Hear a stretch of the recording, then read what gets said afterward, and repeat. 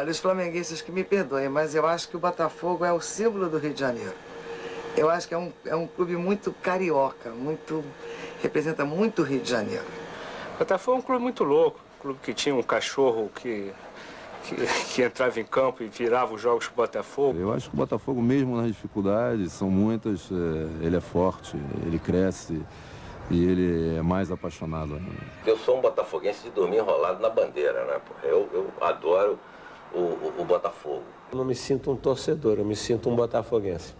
Botafogo, Botafogo, campeão desde 1910. Foste herói em cada jogo, Botafogo, por isso é que tu és e has de ser nosso imenso prazer. Tradições, aos milhões tens também.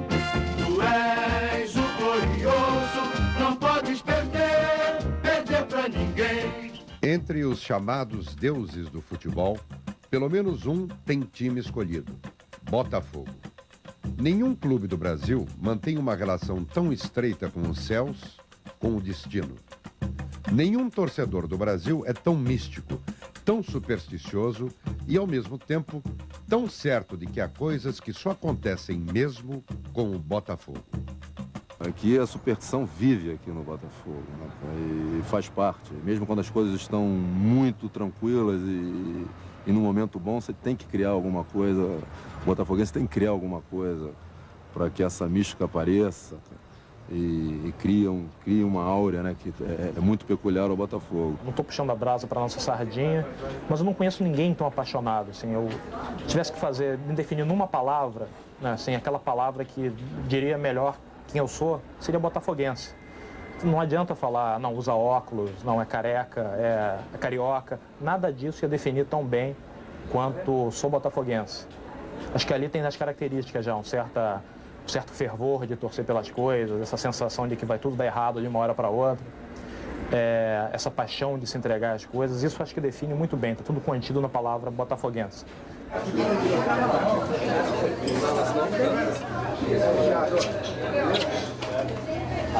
Acho que para ser botafoguense tem que ser supersticioso, não tem jeito. Todo mundo que é Botafogo tem alguma superstição. Essa coisa que o Jefferson contou de ficar mudando de lugar, deu certo, fica aqui, não deu certo, muda, troca, vai trocando até dar certo. E outras coisas mais. Botafogo nunca nada é fácil, né? Nunca é fácil. Às vezes a gente está ganhando de 3-1 um jogo contra um time qualquer, que você sabe que o time do Botafogo é melhor, mas daqui a pouco o time faz um segundo gol e é sofrimento até o final. Nunca a vitória é aquela coisa tranquila de começar, fazer um gol de cara, depois aumentar e já ir bem até o final. Nunca. Sempre tudo é difícil.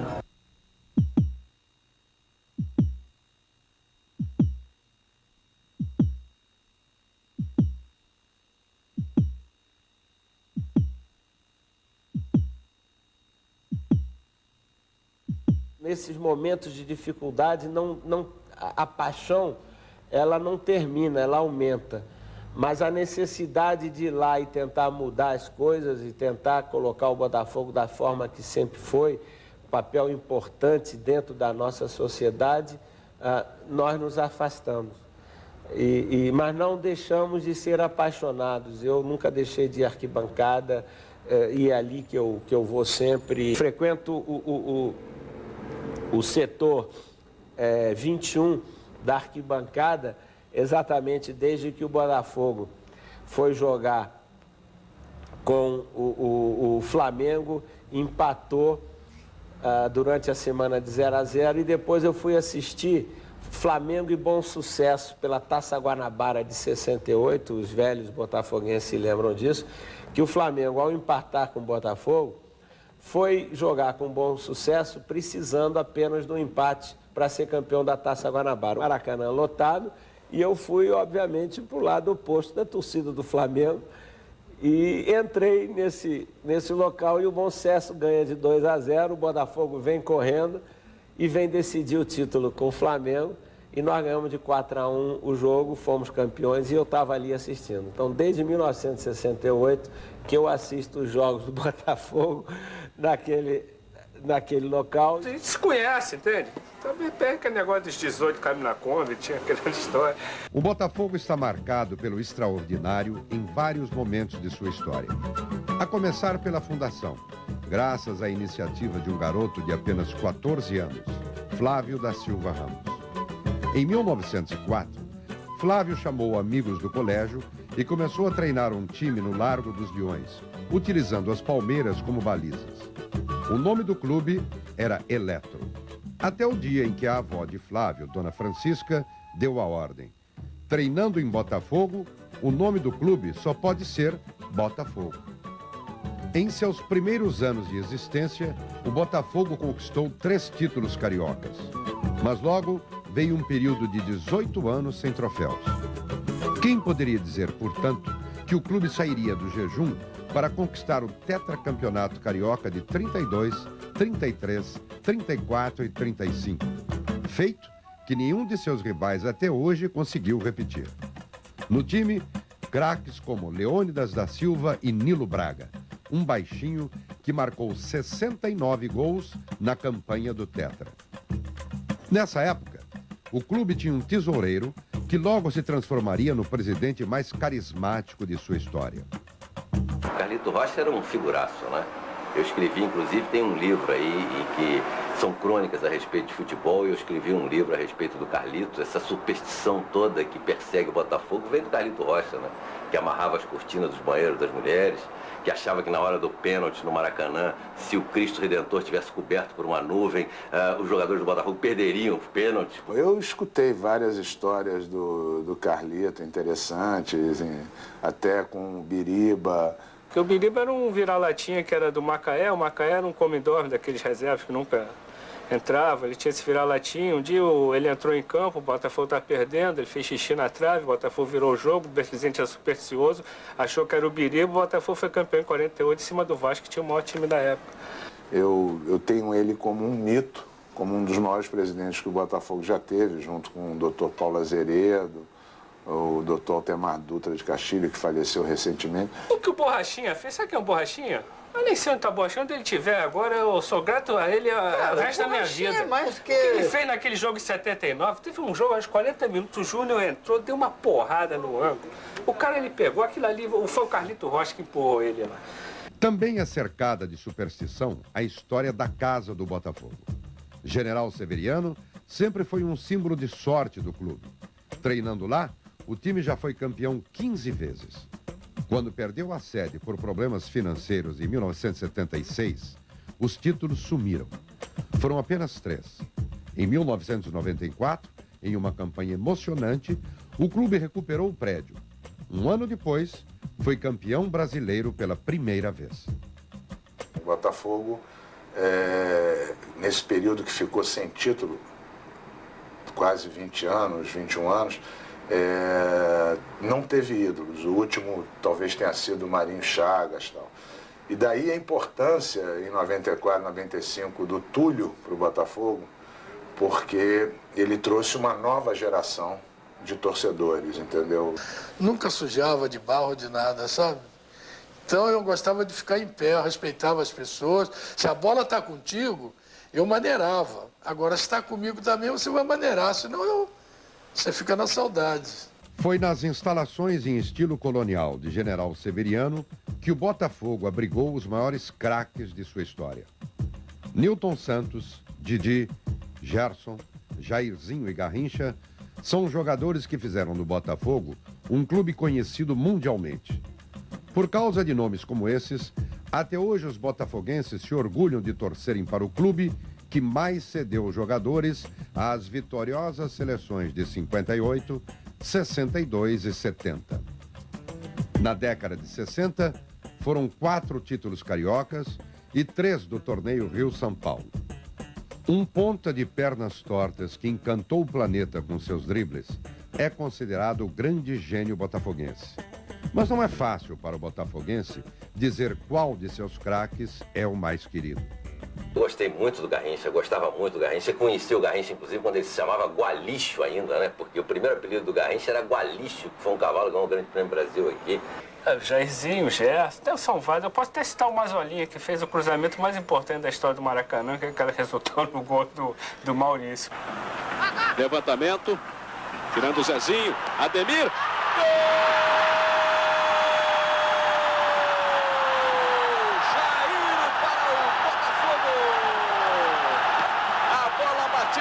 Força por Ademir Lobo, tocou em Jair. Marinho é meu jogador, né? É porque ele era meu ídolo numa fase que você tem uns ídolos enormes. Acho que ele foi o maior ídolo que eu já tive. O Marinho, era lateral esquerdo do Botafogo, foi pra seleção. E eu me lembro de ver ele na rua, ele tinha um carro laranja. Primeira vez que eu soube que ele tinha esse carro foi meu pai que viu ele no centro, assim. Acho que ele estava sendo multado. Aí eu falei, pô, pai, você viu o Marinho, não sei o quê. E aí teve um dia que eu vi ele no carro, assim, falei com ele, peguei um autógrafo, eu diretamente, ele é mau ídolo. Eu me lembro dele falando, se o Botafogo estiver perdendo, eu no último minuto faço um gol de qualquer lugar, acho. E eu acreditava naquilo. Um jogador que eu sempre achei, assim, a alma do bom futebol era o Gerson. Até hoje eu não me conformo do Gerson ser tricolor. Eu acho o Gerson um jogador que tem mais a cara do Botafogo. O Gerson é um cara que pegava uma bola no sufoco, na defesa, quando ele ia apoiar a defesa, e ele mandava na cabeça do atacante. Ele tinha um passe tão preciso, ele tinha uma elegância, né? Eu acho que o Gerson, apesar de ser fluminense, é o grande símbolo do Botafogo. Que me perdoe meu amigo Jairzinho, que eu adoro também. Não, o Ney Conceição era o seguinte, quando eles começavam a fazer um aquecimento dentro eu vi isso umas 2 ou 3 vezes, dentro do Estádio Azteca, os jogadores ficavam ali, faziam aquecimento, depois começavam a tocar bola um para o outro ali, aquele espacinho pequeno dentro de um vestiário, né? E o Ney Conceição pegava essa bola e fazia o que os crioulos do Globetrotters americanos faziam com relação ao basquete. Ele fazia umas embaixadas, ele jogava a bola aqui por cima, ele pegava a bola aqui atrás e ficava todo mundo parado vendo o Ney Conceição fazer esse tipo de malabarismo com a bola que eu nunca vi ninguém mais fazer. E os próprios jogadores, colegas dele, ficavam pasmos o que ele conseguia fazer com a bola. Quer dizer, de repente o aquecimento parava, aquele bate-bola ali dentro do espaço do vestiário, e o Ney Conceição fazia um solo, sabe? Pá, aqui, botava aqui, trazia aqui na cabeça, para trás, para frente. Um negócio inacreditável. Ele devia ter passado a ganhar a vida dessa maneira. Bom, o símbolo do Botafogo maior é a Garrincha. Aliás, é o símbolo do futebol brasileiro e mundial. Não é? Agora temos também o nosso querido Jairzinho e, mais pra cá, o Túlio, sem dúvida alguma. Depois do título carioca de 68, conquistado por um ataque formado por Roberto Miranda, Jairzinho e Paulo César Caju, o Botafogo parou de ganhar títulos. Mas não deixou de despertar a paixão em seus torcedores. 2 homens da barreira, Perivaldo para a cobrança. Vai levantar a pequena área. O Rocha vem chegando ali. Perivaldo. Mazzaropi. Pode gritar, Botafogo, campeão!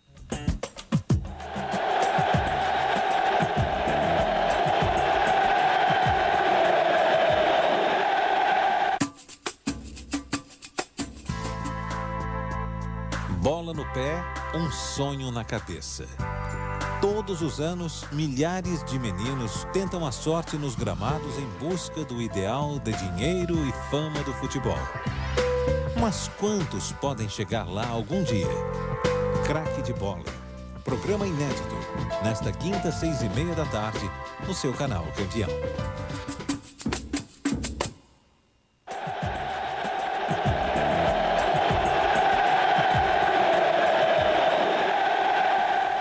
Após uma goleada do Vasco sobre o Botafogo em 1988, uma pequenina gandula botafoguense que estava no Maracanã foi flagrada chorando de tristeza. Sonja Martinelli virou o símbolo da virada do Alvinegro, que culminou com o fim do jejum de títulos 1 ano depois. Inclusive, quando o Botafogo foi campeão, alguns jogadores dedicaram o título a mim, porque vieram falar comigo, o Luizinho, o Maurício, o Paulinho Criciúma, de que eu consegui, de certa forma, mexer com o brilho deles, sabe? Eles estavam perdendo tudo, quase rebaixados no campeonato, quer dizer, humilhados, na verdade. E eu chorei, foi como se fosse um ânimo a mais. Eles reconheceram esse fato como uma história de amor mesmo, né? Foram 21 longos anos que terminaram em 21 de junho de 1989, depois de um cruzamento do camisa 14, Mazolinha, para o camisa 7, Maurício. 14 mais 7, 21. Um prato cheio para os supersticiosos alvinegros que jamais esqueceram aquele dia. Foi aos 12 minutos do segundo tempo, do dia 21 de junho. Ele pega uma bola, acho que o Luizinho tocou para ele cruzou, o Maurício entrou e fez o gol. Quer dizer, o Mazolinho, que era no reserva do Botafogo. Olha, foi do Maurício. Podem falar que ele deu um empurrãozinho no Leonardo, que o juiz fez vista grossa, mas aquele gol do Maurício, em 89, lavou a nossa alma. A gente não sabia o que fazer, se chorava, se sorria, se pulava, se gritava. Aquele gol foi o gol mais importante, eu acho, da história do Botafogo. E no dia que o Botafogo foi campeão, eu almocei com meu avô e com o Espinosa no meia pataca. E o Espinosa disse pra gente, não, você pode ficar tranquilo que esse ano você vai ser campeão. Ele falou pra mim assim, eu fui o estádio confiante, sabia que o Botafogo ia ganhar aquele jogo. Vamos gritar, é campeão! Campeão! O momento mais emocionante do Botafogo foi em 89. Né? E aí eu gravei um samba chamado Botafogo Campeão, do Elias da Silva. Esse é o Botafogo que eu gosto. Esse é o Botafogo que eu conheço. Tanto tempo esperando esse momento. Meu Deus, deixa eu festejar que eu mereço. O heróico título de 89 recolocou o Botafogo no caminho das conquistas e abriu caminho para o bi-estadual em 1990, agora numa final contra o Vasco. Em 1993, o clube conquistou a Copa Comebol. De Los Santos bate o pênalti decisivo, na trave, festa histórica no Maracanã. O Botafogo comemora o título com emoção, com paixão, revivendo os melhores momentos de glória do time.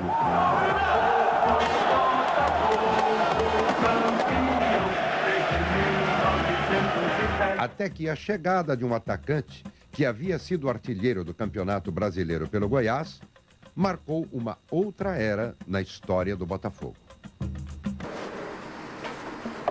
Maravilha. Essa foi uma faixa suada, cara. O Túlio pôs fim a um período em que o Botafogo acho que não formava torcedores, né? A torcida parecia estar encolhendo, eram sempre os mesmos que se encontravam no estádio. E não tinha reposição porque podia até ter formado um ou outro time muito bom, mas não tinha ganho título. Tem outro time, acho que do final dos anos 70 do Botafogo, que tinha Bé, Mário Sérgio, Paulo César Caju, o próprio Mendonça, não tinha massa, não ganhou nada. E aí não tinha essa capacidade de repor os ídolos. Eu, como gostava do Botafogo, não duvidei de deixar umas dívidas que eles tinham comigo lá para vir jogar no Botafogo, renunciar a contratos de larga de 3 anos e mais emprego para vir jogar no Botafogo por 1 ano, né? Mas cada louco com sua mania, né? E eu com a minha mania de ter jogar aqui, eu não me arrependo de ter vindo, sei que pode dar errado, como pode dar certo, e eu confio. Sei lá, se o Dodô dá certo com a camisa do Botafogo, né? Esse peruano, o Tio Lisa também, de repente, tem um cara de raça. Mas o Rodrigo acho que é o cara que pode ser o diferencial para uma outra renovação, para mais uma rodada de jovens torcedores do Botafogo, porque sem ídolo não se chega a lugar nenhum. O Botafogo foi minha primeira experiência em clubes grandes e vem sendo o meu motivo de maior alegria em conhecer uma torcida grande, conhecer todo o carinho e a paixão do torcedor por um clube. E eu sou até meio suspeito para falar de paixão, porque hoje se tem um clube que mora no meu coração é o Botafogo, por tudo que me proporcionou profissionalmente, pelo carinho que eu recebi desde que eu cheguei aqui no clube. E eu já ouvi alguns depoimentos de torcedores ao longo desses meus 3 anos aqui no Botafogo que foram muito marcantes para mim. E falando que eu sou um jogador que tenho a cara do Botafogo, que me identifico com o clube.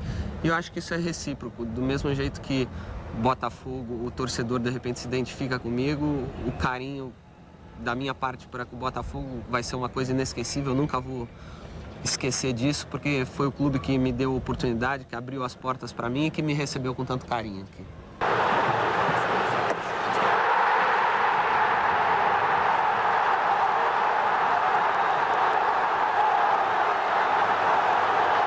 quando o Botafogo jogou contra o Santos, o jogo era 7 horas da noite, eu com aquele meu pessimismo, meu alvinegro, falei, a gente não vai ganhar esse título, não é possível. E foi difícil, teve momentos incríveis, né? E que hoje a gente para e fala assim, aquele momento realmente sinalizou alguma coisa, né? Às 7 horas da noite eu comecei a vagar, não sabia o que eu fazia. Eu não vou ver esse jogo, não vou escutar esse jogo, o que eu faço? Eu entrei no cinema Patê, tava passando o filme Seven.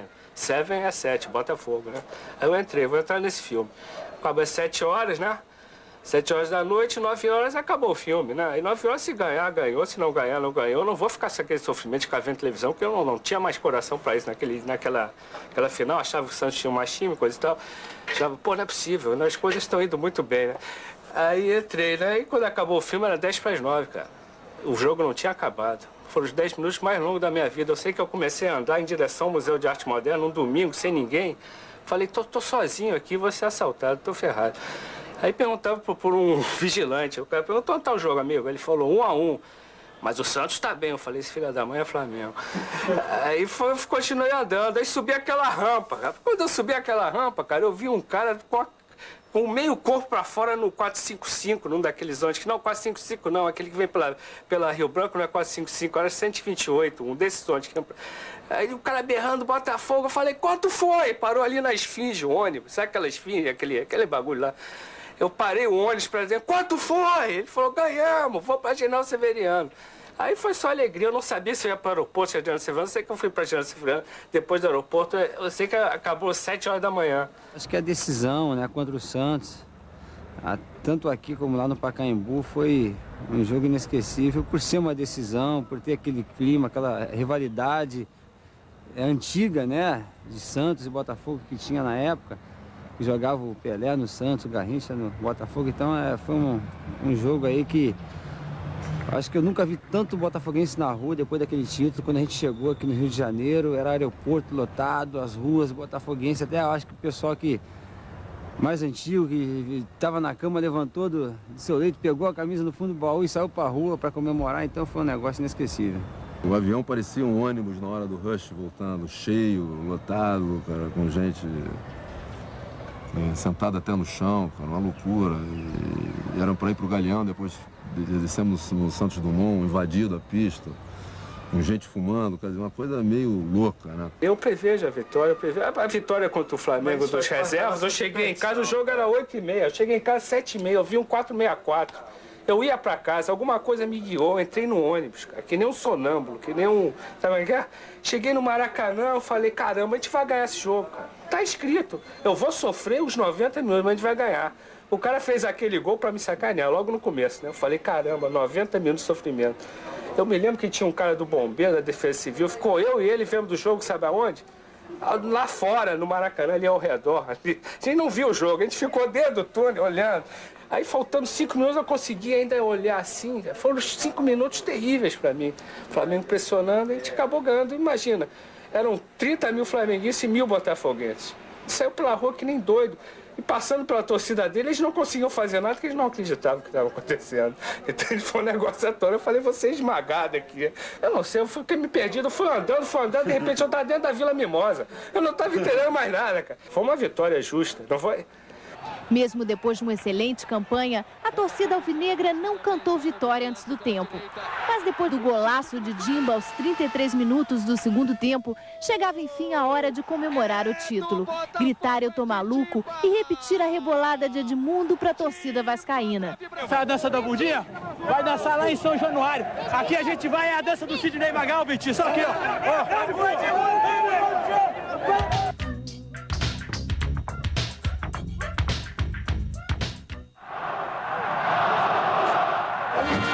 Botafogo, Botafogo, campeão desde 1910, herói em cada jogo. De tantas glórias como essas, o Botafogo é chamado de glorioso. Um clube que não pode perder para ninguém. Eu tenho sido fiel hoje apenas ao Botafogo, né? Eu já troquei de casa, já troquei de emprego, já troquei de mulher, eu já troquei de tudo menos de clube. Eu continuo o botafoguense que eu era com 9, 10 anos de idade, quando eu optei pela Estrela Solitária. É um clube que sempre cai, estando sempre de pé. O torcedor do Botafogo é isso, é supersticioso, é fanático, tem amor ao Botafogo mais do que sua própria família e claro, a gente tem que ter orgulho de vestir essa camisa porque é maravilhosa, né? Partiu o Sandro, lá vem a bomba!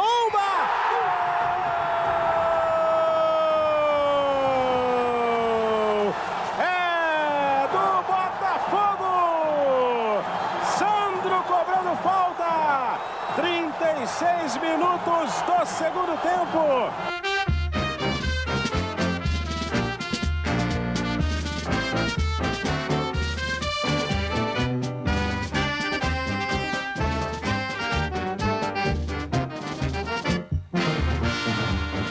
Botafogo, Botafogo, campeão desde 1910.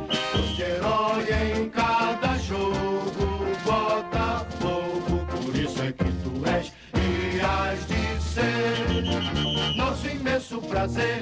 Tradições aos milhões tens também. Tu és o glorioso, não podes perder pra ninguém. Outros esportes, tua fibra está presente, moldando as cores do Brasil de nossa gente.